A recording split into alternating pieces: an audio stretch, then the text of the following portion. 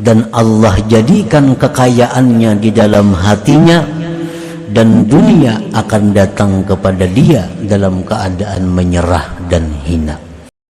Salli wa sallim ya salam ala nabi khairil anam.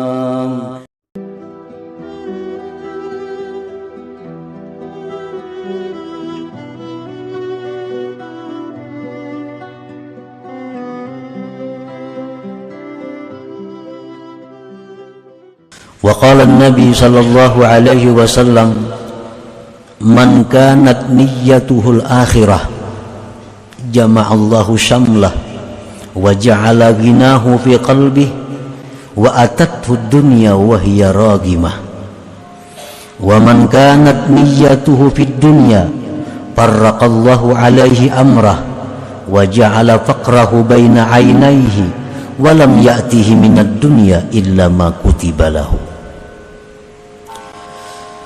Rasulullah sallallahu alaihi wasallam bersabda, barang siapa mengingini akhirat,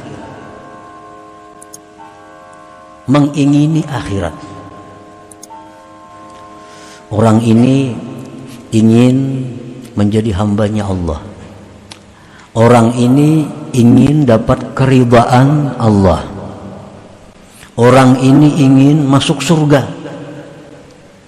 Itu yang diingininya, maka Allah himpunkan baginya perkara yang tercerai-berai, dan Allah jadikan kekayaannya di dalam hatinya, dan dunia akan datang kepada dia dalam keadaan menyerah dan hina.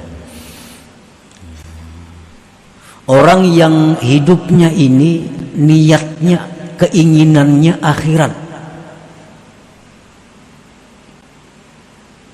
Orang yang hidup itu pikirannya adalah bagaimana dia mempunyai bangunan, mempunyai gedung di dalam surga.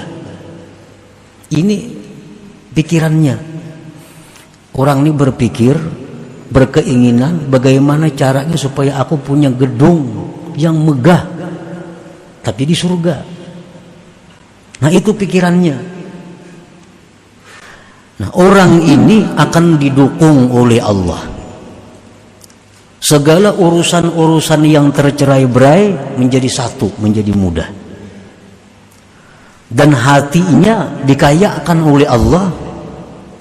Dunia yang dijatahkan untuk dia akan datang hina menyerah kepadanya.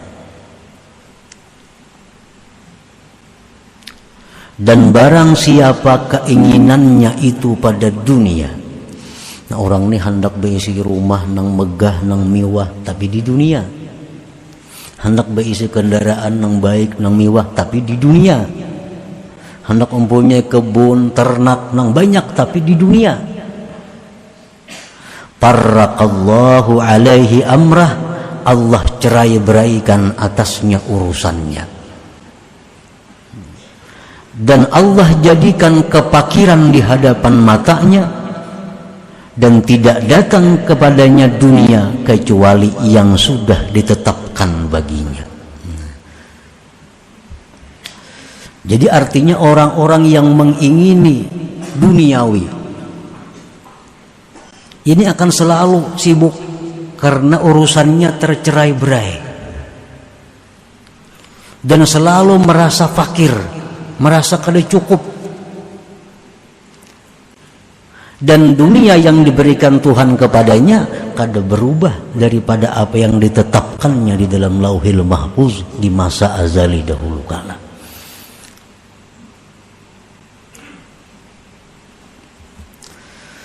Nah, para muhibbin rahimakumullah, jadi keinginan kita itu hendaknya jangan keinginan yang surut.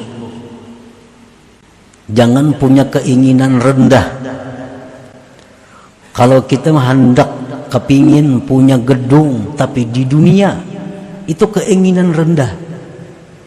Yang kita ingin itu sesuatu yang murah. Yang kita ingin sesuatu yang binasa, yang hancur. Tapi kita tingkatkan keinginan kita itu kepada gedung-gedung yang di surga yang kita miliki. Mobil-mobil mewah di surga tapinya. Apabila kita demikian pikiran kita, demikian keinginan kita, dunia itu akan datang sendirinya kepada kita tanpa susah payah mencarinya. Nah, para muhibbin rahimakumullah. Qala Nabi sallallahu alaihi wasallam, man asbaha wad dunya akbaru hammi yulzimullah ta'ala qalbahu thalatha khisal. Hammun la yanqati'u abada wa syughlun la yatafarraju minhu abada wa faqrun la yablughu muntahahu abada. Rasulullah sallallahu alaihi wasallam bersabda, barang siapa berpagi-pagi dunia yang menyita pikirannya.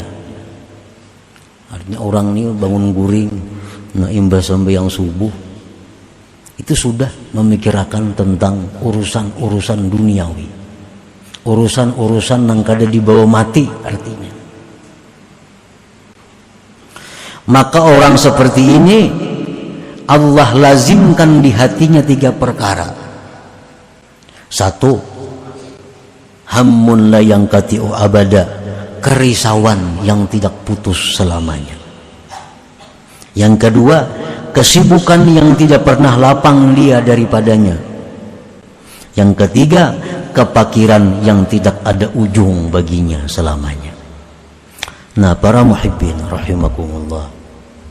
Jadi pagi hari nabai sukanan, bangun guring, imbas sembahyang subuh, itu waktu-waktu yang kita disuruh Allah untuk zikrullah. Waktu itu waktu yang disuruh Allah kita memikirkan akhirat. Ini waktu pagi, awal siang, awal hidup kita. Pagi-pagi itu Allah menyuruh kita agar berpikir akhirat, jangan berpikir dunia. Oleh karena itu Allah subhanahu wa ta'ala memberikan ganjaran yang sangat besar kepada orang-orang yang di pagi itu berzikir kepada Allah.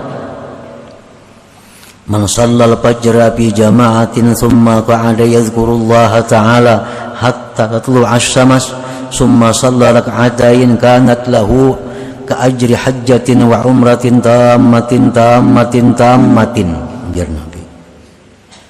Barang siapa sembahyang subuh berjamaah, kemudian duduk berzikir, membaca Quran kah, salawat kah, tasbih kah, menuntut ilmu kah, sampai terbit matahari. Kada sampai sejam itu, kada sampai sejam, lagi sembahyang subuhnya tengah 6 maginnya, kada sampai sejam, sampai terbit matahari. Sembahyang isyraq 2 rakaat atau duha 2 rakaat, maka baginya mendapat pahala haji umrah sempurna ujar Nabi. Nah, ini adalah satu dorongan kepada umat bahwa hendaknya di pagi-pagi itu jangan memikirkan urusan duniawi. Isilah waktu pagi itu dengan akhirat.